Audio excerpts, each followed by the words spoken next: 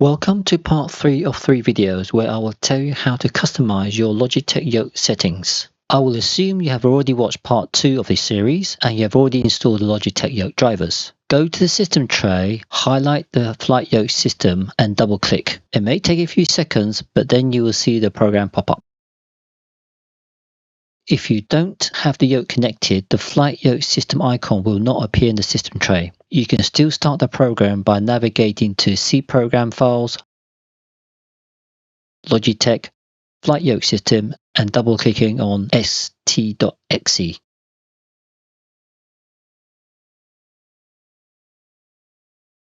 Click on Programming. Along the top left are the commands. Open to open a new profile. It opens at Users, Public, Documents, Logitech, Flight Yoke System. Select the profile. Open. In the top right, you'll see the current profile being displayed. New gives you a blank, untitled profile. You've got Save and Save As. You can just save. That will save to a new profile. You can actually right-click here. Have a new folder. Temp. Click in. And save that as blank. You go back to the system tray. Right-click. You see the temp folder, a blank profile. So you can have lots of folders with different profiles in them. Views change from product view to grid view. That's product view, grid view. When in the product view, changing the mode switch on the yoke changes the mode in the program. Going to grid view, you'll see the original blank profile has 3 modes. Let's load in the 2024 profile.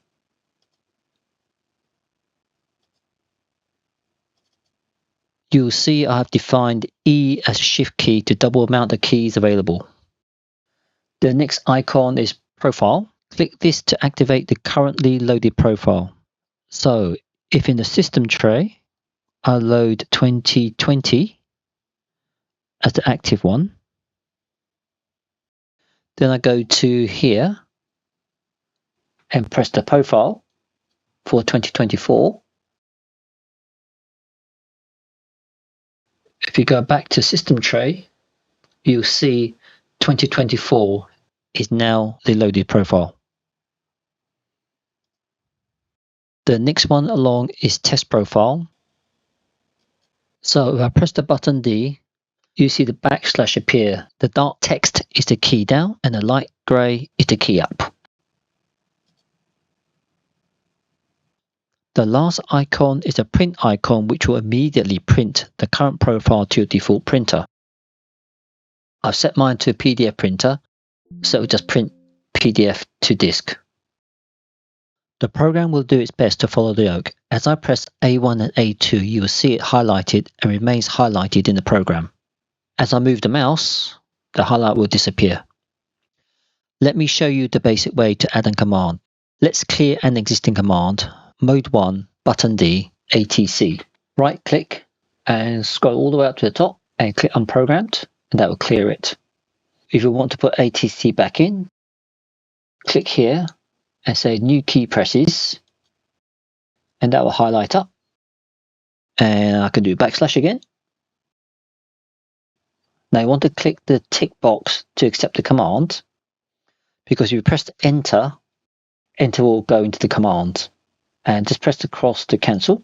Because we have pressed cancelled, it looks like the Logitech Yoke program has gone back to the previous setting. To delete or clear a command, click the arrow, click Unprogrammed, and now you see it's blank. To add a command, click the arrow, press New Key Presses, do the backspace, tick, and then press ATC, press enter, and that's how you put a new command in. You can click the little arrow again, or right click. There's 2 ATCs. Let's go back to the original one, click that. Now there's a nice little command here, which is delete unused commands, click that. You see the ATC isn't being used. You can delete all or delete selected commands. Select it, delete it. If you've got more, you can select delete all commands. And I can see there's only one ATC. If you want to move commands around, it's quite simple because all the commands are remembered in the list. If I want D to be toggled slew mode, I right click, scroll down to slew mode, and now it's slew mode. And if I wanted that to go back to ATC, that's now ATC. A couple of more advanced items. The point of view, let's scroll down. You can see I've already programmed the point of view for mode 2. If I want to move the command from point of view mode 2 to mode 3, click the little arrow and select 4-way and buttons. And here it's increase COM1 frequency. And this one is cockpit look right. And this is COM1 decrease. And this is cockpit look left, 120 degrees. And that's how you move things around. Let me just remove this. Unprogrammed. There we go. The second advanced item is that I turn the Z-axis into 2 buttons. Now duplicated anti-ice into mode 1, 2 and 3 to make sure whenever you move the lever it's in mode 1, 2 or 3. It's always anti-ice.